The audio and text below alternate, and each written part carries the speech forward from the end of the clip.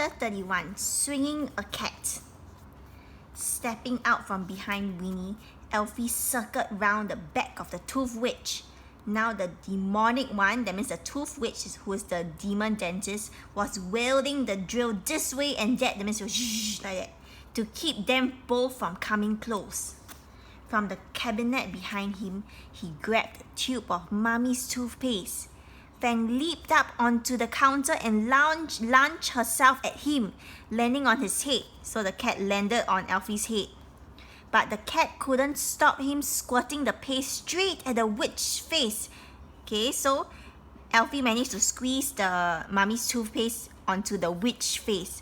Most of it missed, but just sinked her hair. But as a few flicks of the toxic goo dropped onto her black eyes, she fell to her knees in pain. The drill fell out of her hand and swirled around the floor like a snake in the throes of death. Winnie hurried over to the chair and started trying to force open the metal clasps that bound Gaps to it. Metal clasps is remember Gaps is chained by the ankles and wrists by metal clasps. So Winnie tried to force open it.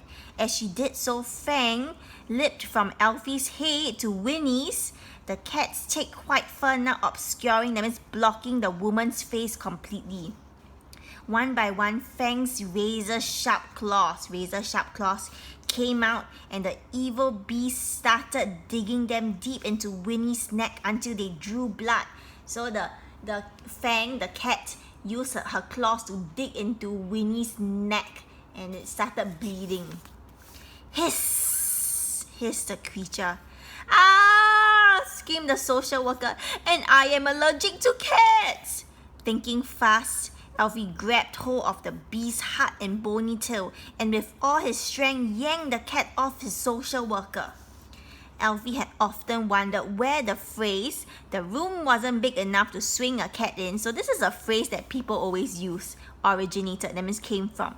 Now as he found himself swinging a cat by her tail in a small room, her head skimming, that means just touching the chair, the cupboards, even the walls, Elfie's understanding of the phrase grew.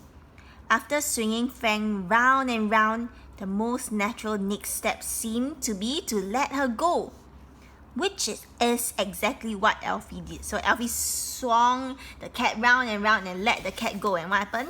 Fang flew through the air, hissing wildly. The beast shot across the room and landed with a smash on the witch trolley. Crash! All the deadly dental instruments scattered across the room to the floor. "Nice one," said Gaps. "Thanks," said Elfie.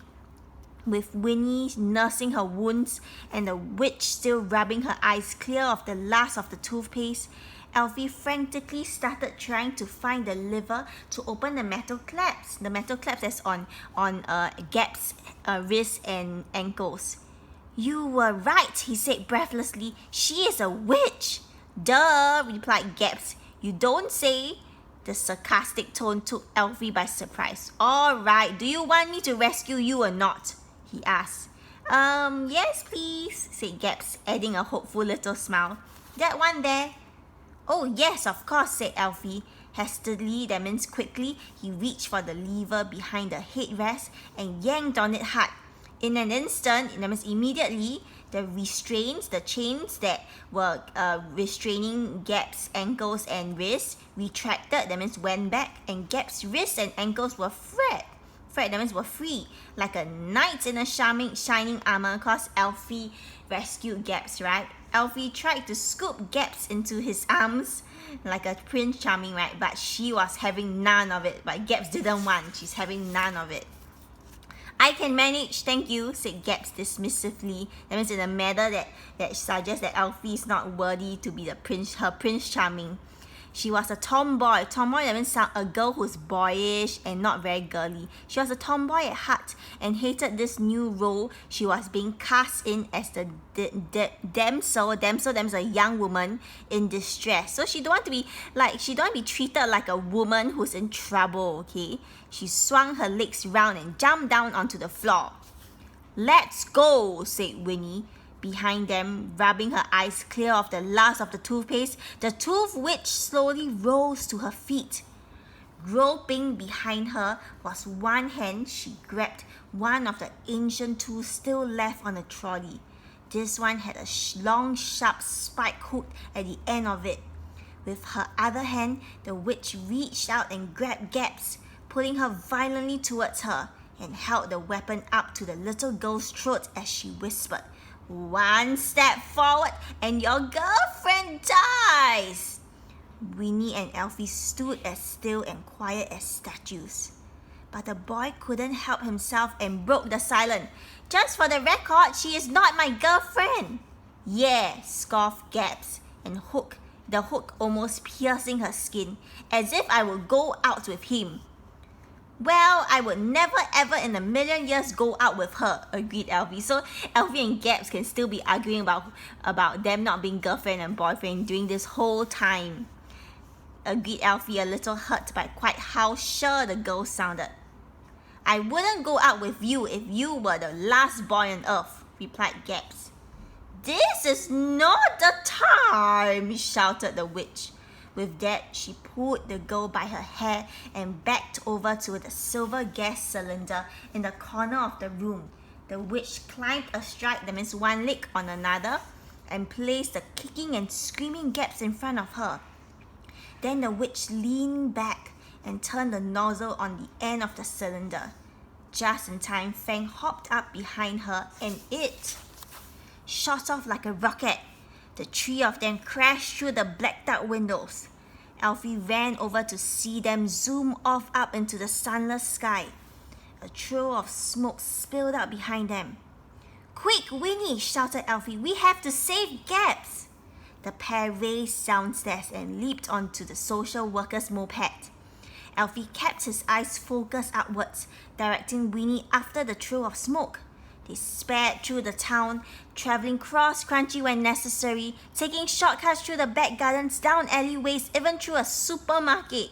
Poor Mrs. Morency, this is Mrs. Morency, had only popped in for a tin of spaghetti hoops. But as the moped roared past, she leaped out of the way and fell head first into the ice cream section. So she fell head first into the ice cream sections. Within moments, an absent-minded so forgetful, Shell Stacker had stickered her as being on special order. So someone was just making stickers, and then they didn't see Mrs. Morency's butt, and then they pasted the special offer sticker onto her butt.